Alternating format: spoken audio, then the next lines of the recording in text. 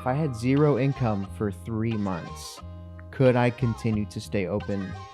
It was kind of like an emergency fund. Work on the things that you don't normally get to work on during the busy seasons. It takes 7 hours of people watching you and hanging out with you to trust you. Not only that, they need to see you in 4 different places. I mentioned doing things that you don't normally get to do. One of these things is building your brand online. I think it is the most valuable thing that you can invest in for your business. Hello, everybody, and welcome to the Brand Builders Podcast. We're so glad you're here and watching. Today, we're talking about slow seasons.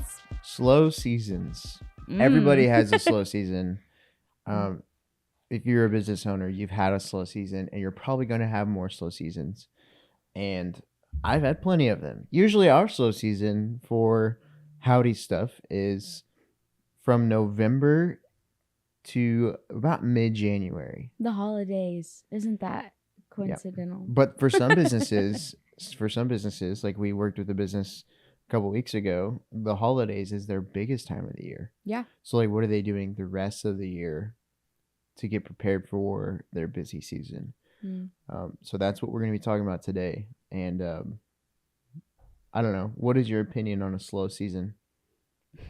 My opinion? Yeah. What is your take on it? Slow seasons, they refine you, they push you, they strengthen you, your faith walk, they squeeze you hard. But oh my goodness, I look back on so many slow seasons that we've gone through and we've come out so much stronger and trusting each other more, trusting in the Lord more. And so opinions of a slow season, they're so rough, but I also get really excited and fired up because I know something's coming on the other side. Usually it's a season. It's not forever. 10 times out of 10, something bad, or I say bad, but like that's literally the most. I think about like the big picture of things, and whenever I think, oh, I'm having a difficult time, then I literally think about the people all around the world who don't have food. And I'm like, okay, chill out, Darren. Yeah. It's not that bad. We live in the United States of America. We have a home that we bought. We both have cars. We eat food. Like we eat food. Hey, you can meal prep hardcore in a budget. Like $5 Sam's Club rotisserie chickens and broccoli go a long way. So slow season, even if like, we're laughing a lot, but they are really challenging. They are challenging, and they're a time that you need your people around you to encourage you. You need your spouse to encourage you. Yes. And it's there to refine you. Yeah. And it's more than just like a financial slow season. Mm-hmm. Yes, if you don't have business, then you don't make as much money. Mm-hmm. But it's just for a season. So let's dive into this. Let me be the question asker today, because I have several questions for you. How do you find yourself being proactive when you know, like, you looked at the years past and you say, okay, obviously, like, these months are a lot slower than others. How do you take that information? How do you take those experiences and be proactive for the year to come? What are some things you've done? I didn't realize that this was the slow season. This is the first year that I had even planned for it.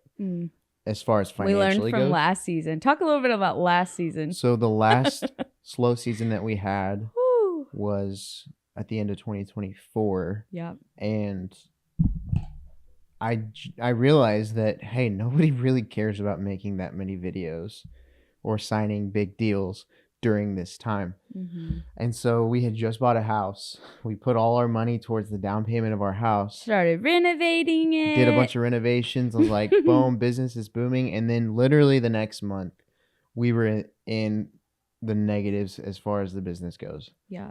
And that was an eye-opener to me. And then it was a drought for the next 2 months. Mm-hmm. And I was like, what are we doing? We literally just bought a house, did all these renovations, are about to have a baby. Yeah, we had found out we were pregnant around the same time. We found out we were pregnant like right after we found our house. And it was like, what? That was not technically, quote unquote, exactly how we thought it was going to go. So I went through a mental like battle for those 3 months. Yeah, like literally losing hair. losing hair, like Yes. it was not good. Hmm. So now, like after doing that, I've learned, hey, this doesn't define your worth and this doesn't define who you are. And the success of your business. And the success of your business, Yeah. whether you make $1,000,000 or whether you make $100, that does not define you as a person. For sure. Once I figured that out, and I knew it, it's just being in it and working so many hours and trying to make this thing go. Whenever it doesn't work, it is defeating. It's very defeating. Yeah. So taking that, like walking through that season, what do you feel like you've implemented this year to push you into like, okay, this quote unquote dry season is approaching. As a business owner, what can I do? So whenever that happened, 2025 got here, I was thinking in my head, how can I prepare for this in the future when it happens again? Because it is going to happen again. Every month is not going to be the best month that we've ever had. We literally went from the best month we had to the worst month we had ever had. Yeah. In 30 days difference. Yeah. And so thinking forward, I was like, okay, we're not doing that again. That was torturous. How can we prepare for those slow seasons so whenever the good seasons are here, we can be thoughtful and mindful and be good money managers and stewarding it well. And so what I've basically done this year, and I can do better. Like we all have room to grow. And next year I'm going to try to do better. For sure. But we have the move of the studios going on. So that costs a lot of money. We have to pay ourselves. It costs some money. We have to buy all of the equipment for the new space. Which we're so excited about. It's going to be awesome. I also had to prepare for, I was expecting, okay, if I had zero income for 3 months, could I continue to stay open? It was kind of like an emergency fund. Yeah. If you ever listen to Dave Ramsey, as funny as that is and how often we make fun of it, but like I told Darren I would rather punch a kitten than listen to him. But you love kittens. So having that just fund there, honestly, beyond the slow seasons, like even in the good seasons, having that fund there has brought a lot of peace. That's the financial thing. So like, hey, put aside money. Yeah, prepare. Be intentional. Be ready. Yeah. So at any given moment, it's not if, it's when you're gonna have a dry season. When you have a slow season, like you are prepared. Yeah. And this is how you don't go into the spiral of not knowing if you're going to be able to stay open for another month as a business. Especially in the early years. I mean, we've talked about it before, but the first year we were open, I made negative $6,000 because I had to buy gear. I had to figure out how to do everything. Yeah. Didn't know how to price things as a service-based business. Didn't know how to really market myself effectively to where people knew about us. So that's the financial side of things. Another thing that I've learned to do is to work on the things that you don't normally get to work on during the busy seasons. So that's cool. Talk about it. Whether that's self-development, work on yourself, work on your character, work on your knowledge, your wisdom by reading books, taking courses, doing all kinds of that stuff. Pause. This man in the last, 3 months has bought more books from Barnes & Noble than I have ever seen him. I mean, through every season of us knowing each other, I have never seen him read and dive in and seek knowledge and wisdom, not only from like the Lord. That's a daily pursuit I see you do, and it's so encouraging. Every morning he wakes up and he's recently it's been in my office in the morning with Bible study, and then like every single evening, like he's got a book in the living room, in the bedroom, and everywhere. Like there's a book. So ditto, like not ditto. That's not a good word. Applause. Props to you. Thank you, Darren. Ugh, mom brain. So I see that actively happening in your life. So work on that. And it has been a little bit slower these last few months. Yeah. It's been busy, but it's been slow compared to normal. Well, and Darren and I are also like perks of having your own business, but it's also really challenging.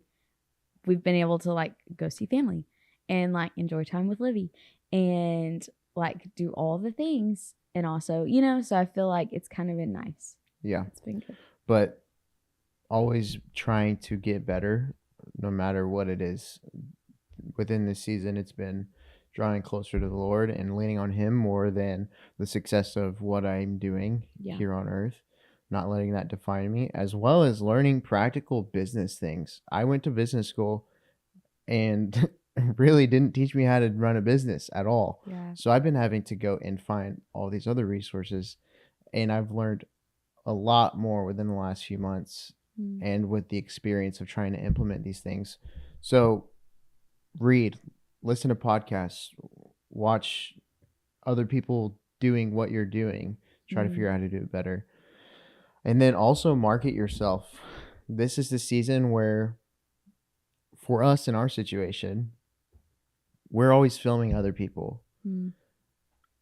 We can take this opportunity in this time that we have to film ourselves, to do our own marketing, work on our own branding, double down. I mean, we do throughout the year.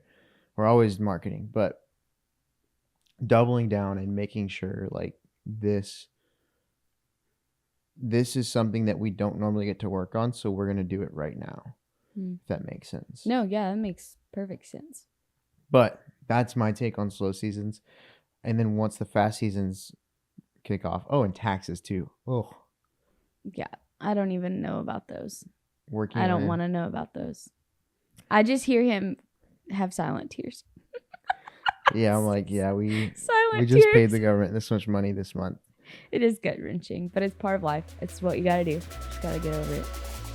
Hey, really quick, I wanted to let you guys know about a 5-day challenge. It's called 5-Day Build a Video Challenge that we put together exactly for you, because if you're watching this, you're probably an entrepreneur, a business person, or a creator who's looking to monetize. And so if that's you, there's going to be a link in the description. We're going to be going over all of the things that I've learned and took away over the last 4 or 5 years to figure out how to make content work for your business and not against your business. And so for us, this is how we get about 90% of our clients within our business, and it's 10x, sometimes 100x our engagement and views and even leads. Same exact thing goes for all of our clients. And so if you're interested in this, click the link below and apply today. There's only a limited number of spots because it is one-on-one. And so hope to see you in the challenge. Let's get back to the episode. So just being prepared for these things is helpful, and it's given me time to kind of have room to cast a vision, because when we're in the day-to-day of running a business, doing everything, being a family, a father, being a husband, it's easy to lose sight of where we're going sometimes, because we're just focused on the next task. Oh, I got to do this today. Whenever it's a little bit slower, it allows you to zoom out and really dial in on where it is we're going to be going. So vision casting. I've been spending a lot of time vision casting for what the next year looks like, the next 3 years look like, and even the next 10 years. And I think vision casting is like, it's part of why we do what we do. Like, it's exciting. Like, if you don't have vision and you're not constantly looking forward, don't you get bored? Like, it's boring. And so I love that. That's like when we were talking about our new studio and our new space, and that's like literally looking like right in front of you at this point, but it snuck up on us. We were like, oh, we're moving in our new space. We're like, that's next week. Here. Like, it's crazy. But like, how exciting was that to like see the space, and like we get to design it, which I'm always really excited about. You get to design it, and then you start thinking about, okay, what kind of people are going to come in here? What kind of, and so I think vision casting is so fun. It's so exciting. It's fun, and it's also, it feels risky too. But that's fun. Us adrenaline junkies like it. It's fun for some people. Yeah. I think it is fun to an extent. You're talking about the girl that loves to go to auctions. But it's also, yeah. But it's also like, taker. this is our livelihood. This is how For sure. we pay our bills. This is how we support our family. Yeah. This is how our daughter eats. And so whenever it's magnified to that scale, it becomes a little bit harder to make those decisions. You spend more time calculating those decisions. And with the last few years of experience that I do have, I feel like I can make higher quality and higher educated calculations on what may or may not work. Mm-hmm. So it's easier to do, which is why the experience is greater than anything else you can do, is just to go out and do it. But it is a risk. We were in the same season 2 years ago whenever we signed the lease in this studio, and I didn't have the cash flow to afford it. I was going to make the studio pay for itself. That was my plan. I didn't know if it was going to work.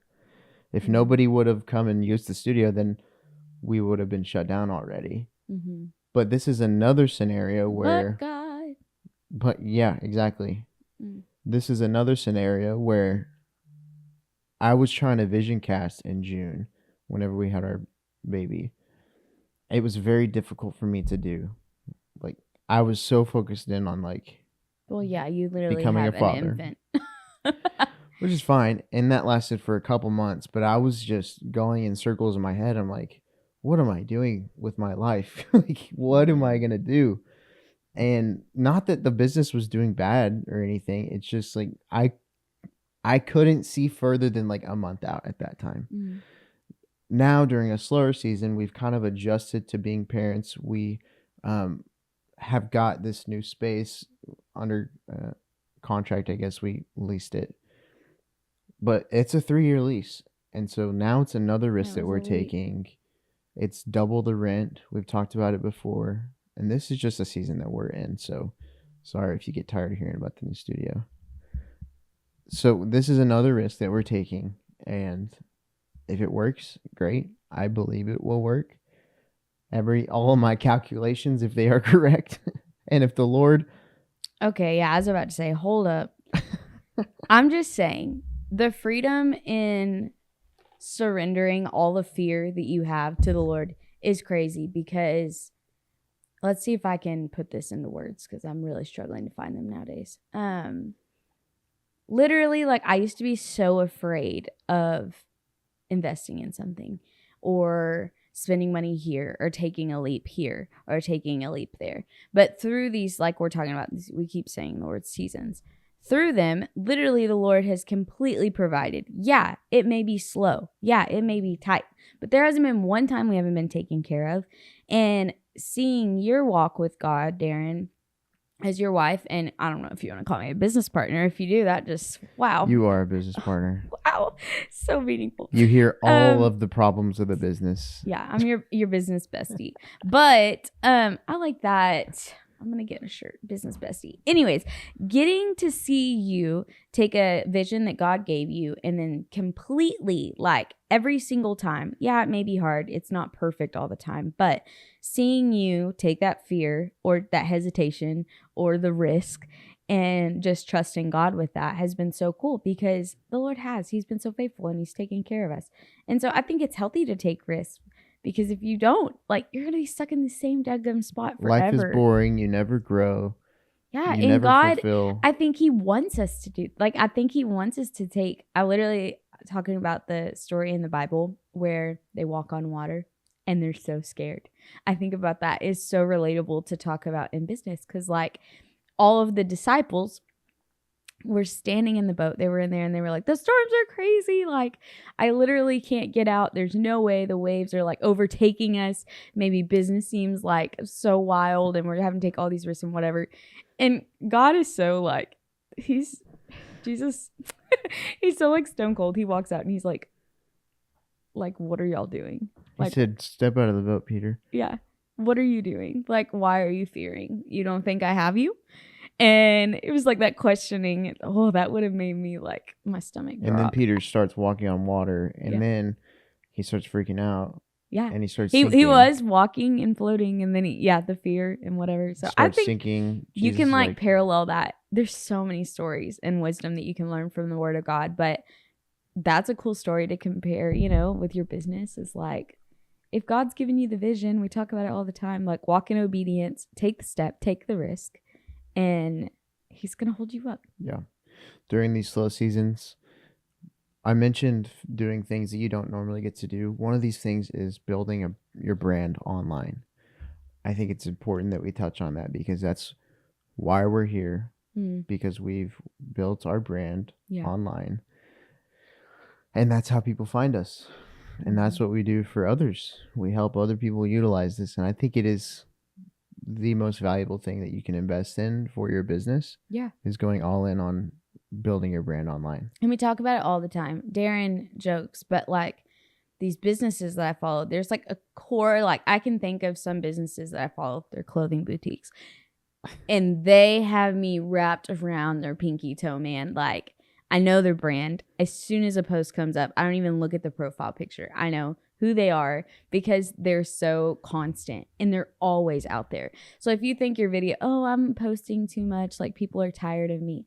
No, like literally that's how you build those relationships and all that. And so like, I think of that, like we talk, brand builders, whatever. What does it look like having your brand in these seasons? It's more important than ever to put yourself out there. Yeah. Every sales call that I've had this last month, it starts off with, man, I see you everywhere. You're like, good, heard that. I'm like, sorry, but I'm not sorry. Like, yeah, that's what we're doing. That's intentional. Yes. And being in the market that we're in, posting more than everybody else is not extremely difficult.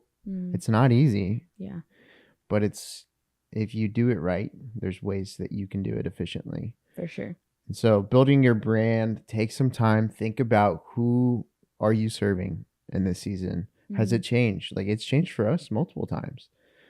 What services are you offering this season? How are you going to reach these people who need your services? And so think about these things. Think about the words that you want to communicate through your content, through your videos. Be very specific and intentional with how you word things and how you package things. All of this is going to trickle down, and by the time they get to buying your stuff, they should feel like they know you and trust you already. So fun stat I like to pull out for selling things online, whether that's a service or a product, it doesn't matter. It takes 7 hours of somebody watching your content and hanging out with you. This is according to Google, by the way. It takes 7 hours of people watching you and hanging out with you to trust you enough to buy something from you. Not only that, they need to see you in 4 different places. Fun fact. So they need to see you on YouTube, Facebook, TikTok, and Instagram.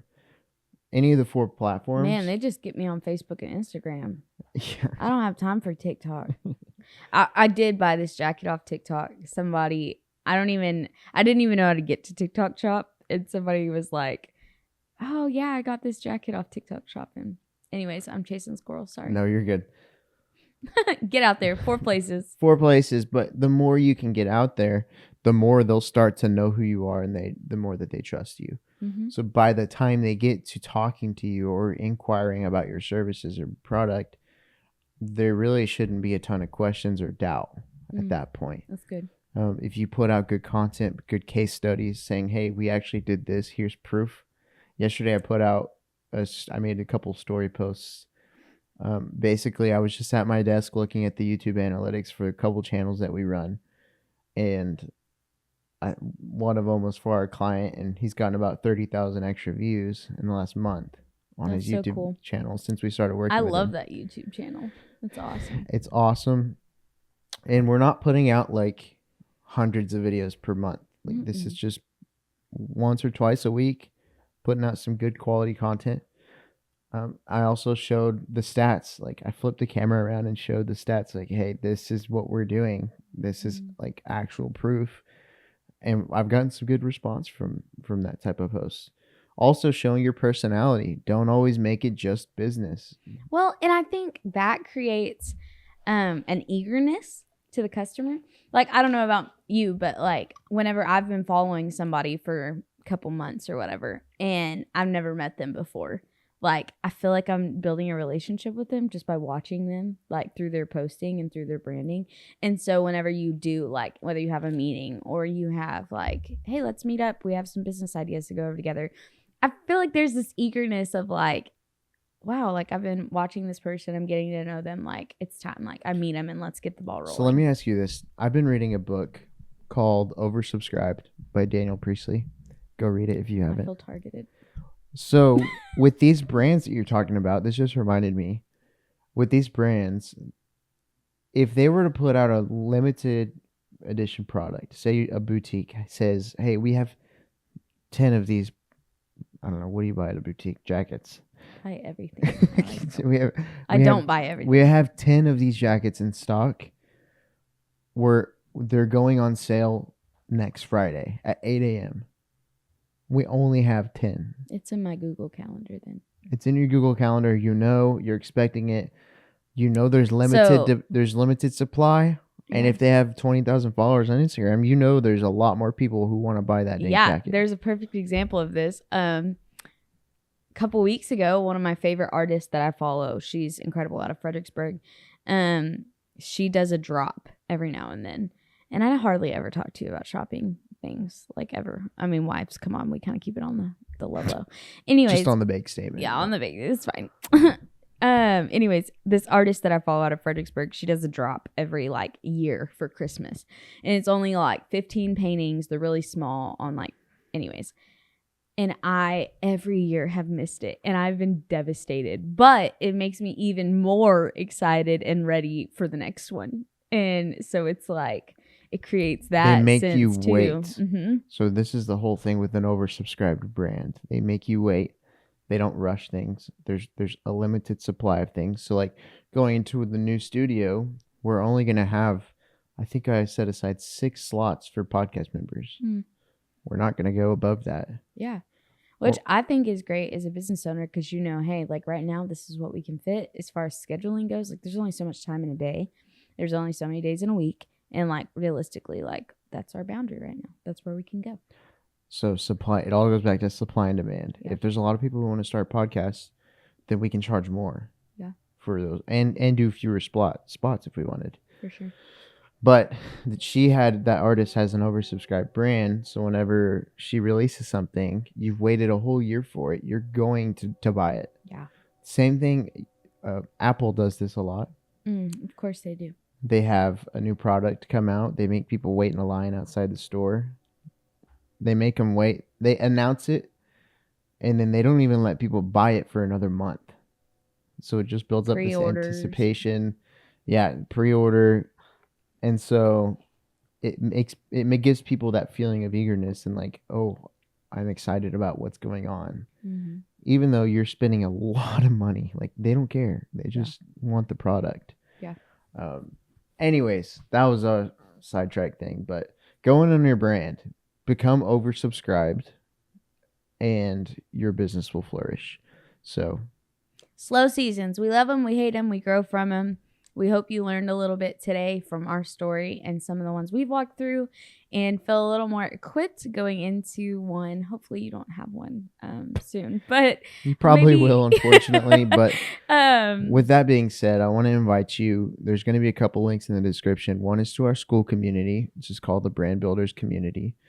And this is full of other entrepreneurs and business owners just like you who are trying to grow your brand online. It's a free community. Feel free to join there. And we also are putting on a 5-day challenge. So this is a 5-day build with video challenge, one-on-one, me and you. We get together 45 minutes a day, and we basically go over from the beginning, hey, how do we come up with ideas for content? How do we utilize it and leverage it to create customers from these people and these views? So that way, if you get 1 million views on a video, you have a way to actually leverage that and turn it into actual cash for your business. So this can be huge. I mean, and the success from those has been awesome. I've just heard testimonies from Darren as far as people calling or just saying, hey, dude, like, you don't realize how much I've learned today in this 45 minutes. Because it's not just general knowledge. Like, it's very niche down for that person. Yeah, it's customized for you to an extent. And obviously, I just want to help people. And this is one of the ways that I can help funnel them. And I'm using content to funnel the people who are actually interested in taking a next step to do so. Yeah. Plus, you're getting 5 days of free coaching. So, win-win for everybody. But yeah, leave a comment down below. What type of video do you want to see next? What do you want us to talk about? What are some slow seasons that you're going through? And what are some of the good seasons? Let us know in the comments down below. Make sure to subscribe, and we'll see you guys in the next one.